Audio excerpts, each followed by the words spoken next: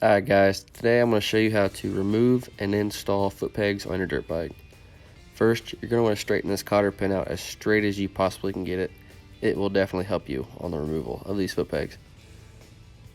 After you get it as straight as you possibly can, I like to take a punch or a flathead screwdriver and kind of just tap it down, and it'll help straighten it out and give it a little pull. Just take a pliers and just pop it out. You see the washer fell off. Keep that washer. You take a punch or anything you can get and just try pushing this pin out. Some come out easier than others.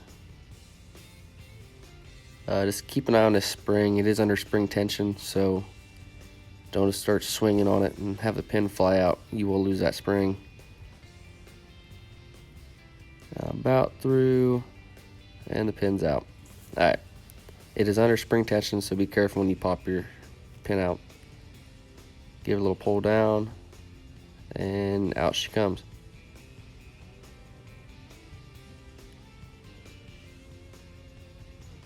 Alright, do a little fitment, make sure the foot pegs fit. You're going to want to put that top bit of the spring inside a little channel in your frame. This is the hardest part right here, is getting this pin back in. It will take you a few tries, I'm sure. Just give it a little push. Any little thing helps. I use this nut driver to push down that spring to help line it up. I like to use a smaller hammer. I don't know why I grabbed my big hammer, but just you just have to play around with it, get a feel for it. It will eventually go in. Just don't start wailing on it. Just start tapping it through.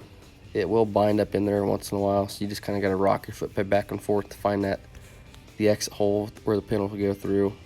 And once you get that pin all the way through, a little more tapping. I recommend using a piece of plastic, or just to make sure you don't beat up your bike. Alright, now we got the the pin all the way through. We're going to put the cotter pin on. Note, I did forget to put the washer on, so put the washer on first and then your cotter pin. I noticed this as soon as I got done with this video. I was like, yep, I'm an idiot. So yeah, just keep that washer near you, and make sure you put that washer on first, unlike what I'm doing at the moment, because I'm an idiot. So yeah, you're just going to put this cotter pin through, and you're just going to want to basically bend it up to basically where it basically folds on itself. I'll show an up close picture of that here soon. Yeah, just the pliers, or if you can do it with your fingers, but pliers, fingers, it doesn't matter. Just bend that a little more up. You're going to want that to come back up to the head of the cotter pin, just to assure that it's not going anywhere. So just bend that up, and I'll show you a close-up picture.